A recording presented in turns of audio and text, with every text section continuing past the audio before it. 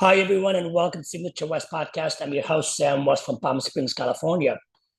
As you know, I'm a seasoned real estate agent since 1991, and I do the podcast to bring you inspiring stories um, about Palm Springs or the Coachella Valley. Some real estate related, some are not.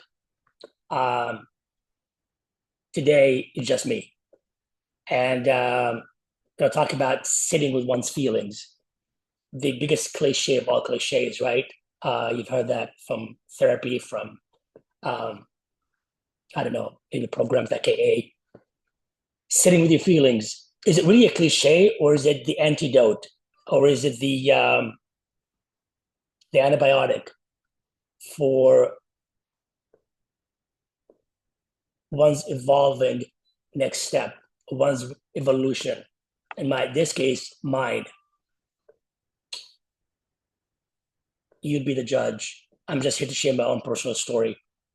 As most of you know, and I did my last podcast 2 weeks ago, on the 19th of March, 2025, uh, the vet told me that I need to put my precious 11-pound Maltese that had a heart issue to sleep, something I wasn't prepared for. Um, my world changed. And for some reason, I wasn't ready, and Lola was not ready. Long story short, 10 days later, March 28th, at the same exact time, 8:15 in the morning, Lola left this miserable planet that we're in on her own terms and granted me the wishes that I had for her to go in my arms on my lap.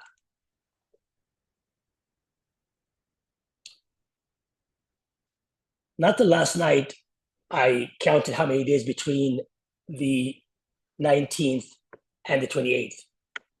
Just double checking my notes. That's the 19th. That's 10 days. If you study numerology, the number 10 stands for completion. The number 10 stands for so many things. That's why we have 10 fingers, 10 toes, and there's 10 levels of animation between this shitty world we live in, I repeat, and the upper heavens. Whether you believe in this stuff or not, it gives me great comfort. So I do. That's not the point of the story. Um, I've always planned if something happens to me, where would Lola go? I wrote it down in my legal paperwork, and she's dedicated to go to this person, take care of her. I've never really planned if something happens to her, what will I do? What would that look like? What would that feel like? Till the 28th.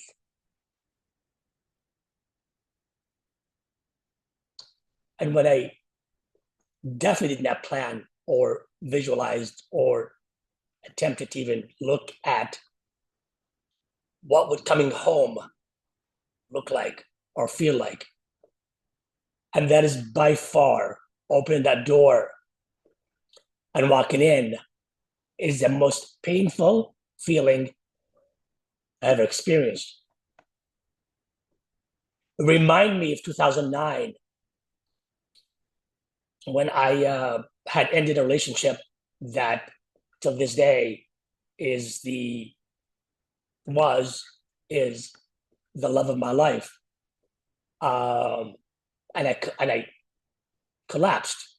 I collapsed in 2009. I fell emotionally, spiritually, financially. My world crumbled. At that time, I never understood the meaning of sitting with your feelings. I went to therapists. I studied with scholars, life coaches, master classes. I've been with life coaches. If I mention the names here, you'll know who they are. They're that well known. But no one, not even mentioned, but was able to advocate for the value of sitting with your feelings. And I've been running from my feelings since, I don't know, since I can remember, since I was a child. I ran from one country to another. I ran from home when I came out at 18. I've been running as fast as I can to survival mode.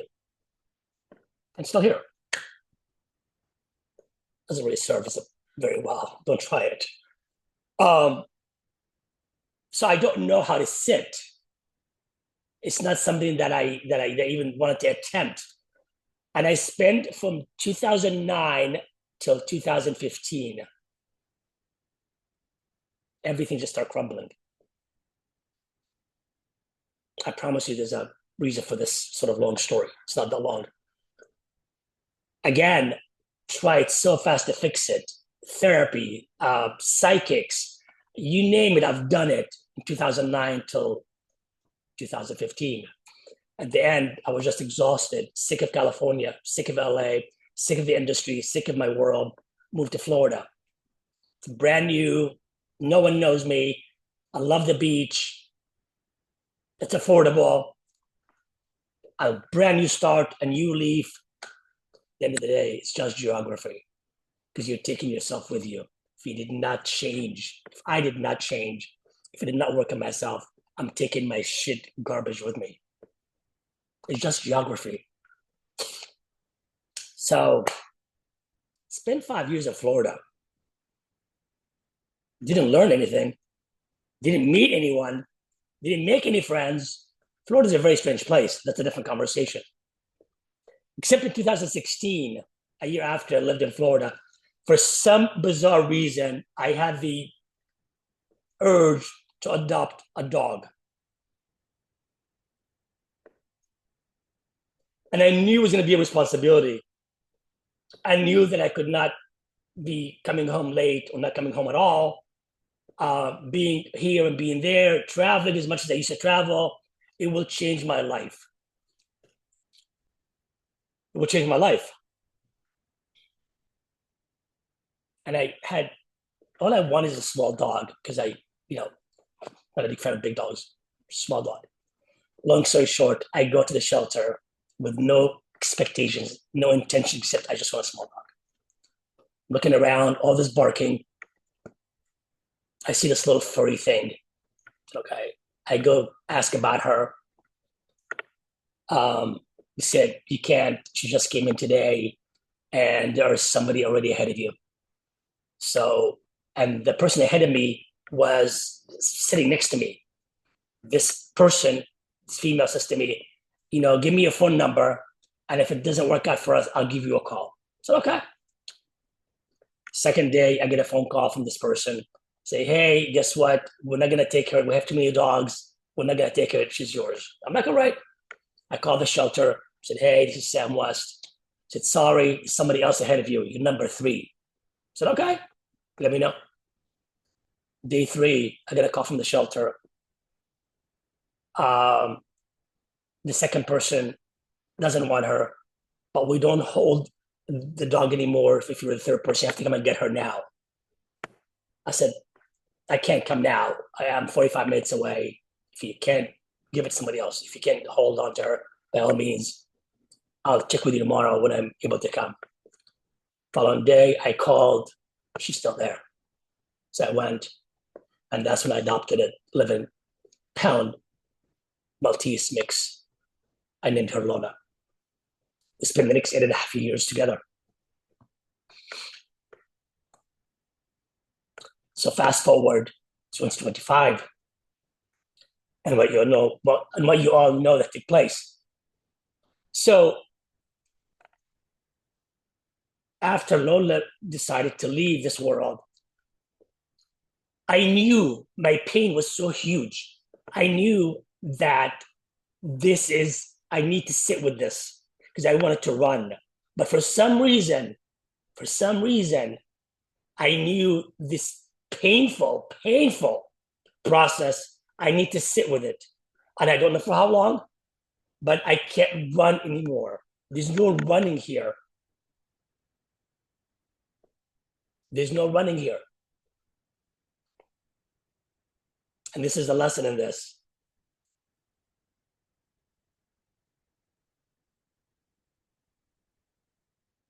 Of course, I put her pictures all over the house. I have three, one in the living room, one in the kitchen, one in the bedroom. And I created an album on the coffee table. I did all that. Lola's death was not an ordinary death in my world. Literally, when 5 minutes after she left, or 15 minutes, my phone began to ring. My first phone call was from somebody that I'd even, is a friend. All of a sudden, he's looking for something to buy. And he called and wanted to look at this place. Within 4 days of Lola's passing, and this is not about money. This is about a breakthrough. Because I remembered, as I'm weeping, someone told me back in 2009 when I broke up with my ex, Sam, your heart is finally open because it's broken. There's no open heart without a broken heart. And then a heart is not just for love. A heart is in finances, is in emotion, is in spirituality, is in friendship, is in everything. And my heart has been a brick for a long time. After 2009, my heart broke.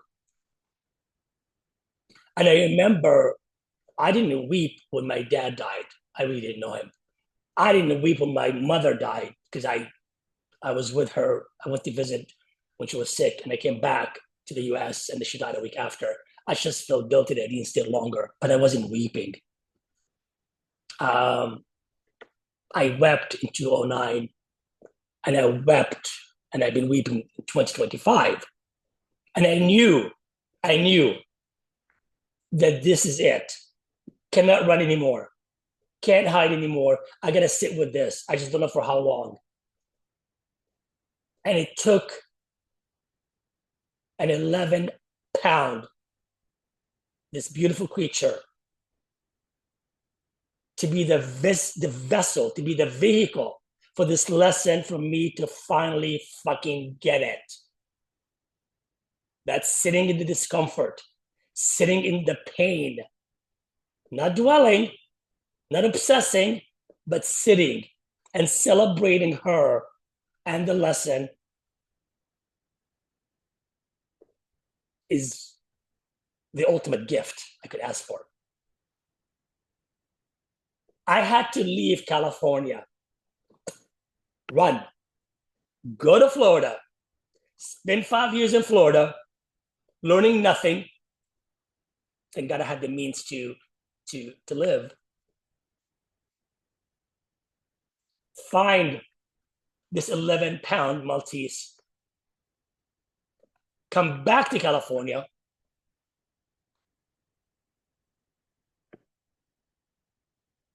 and finally get the lesson that sitting with my pain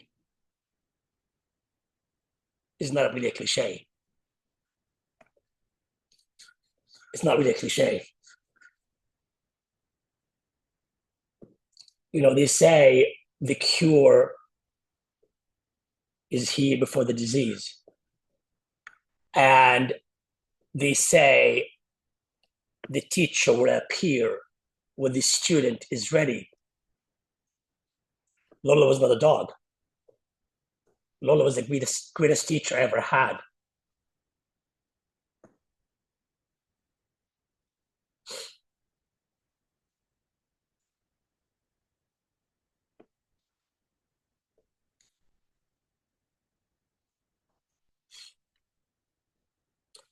I picked up her remains 2 days ago.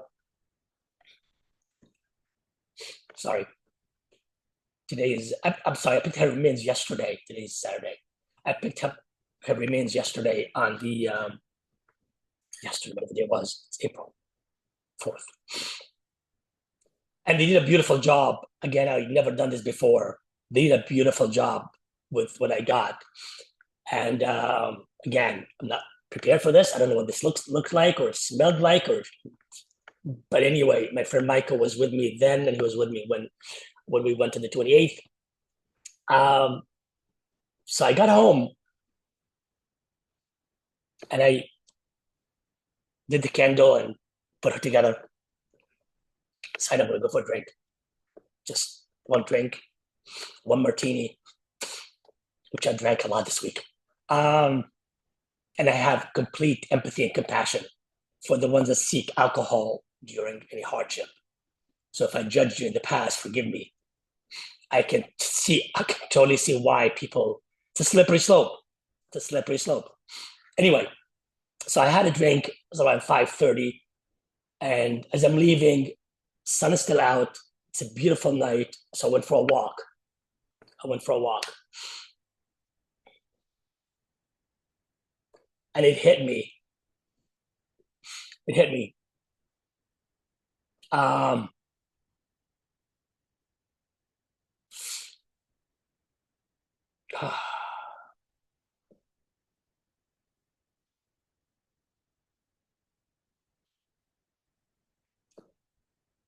when I broke up, my relationship in 209 ended, the only way I knew how to heal then, because again, there's no manual, I didn't learn any manual, I didn't go to a class for breaking up. My defense was to castrate, to eliminate, got rid of all the photos, got rid of all the names, all the memories, delete, delete, delete. So if I don't see it, I don't feel it, I'm good. That's how I'm gonna heal. Don't mention his name, don't show me that photograph, don't show me any of this, close every door, put the blinds down, and that's how I'm gonna heal. But I just remembered last night as I'm walking, this time I'm not doing that. I am celebrating Lola with a huge photo album on the coffee table, 3 photographs in the house. Um, she'll be alive, and the box of her cremation that came, it's a beautiful box. It's very secure. I can leave her out. I will leave her out. And um,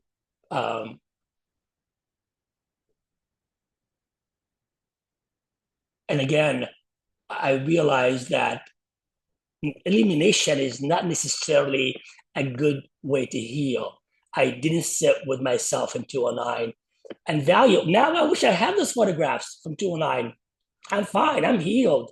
I wish I had those photographs. I wish I had those memories to look at and say, look, what a beautiful couple we were. I can't even find them. I don't know where they are. And the ex and I don't speak just because we went on different lives. So what a shame. What a loss. But I've learned the lesson. It's not a loss, it's just a lesson. Just a lesson. So my lesson is sit with the feeling. I did. And celebrate the loss because there's so many wins, so many wins that comes out of every situation. So that's my story. I hope you enjoyed it.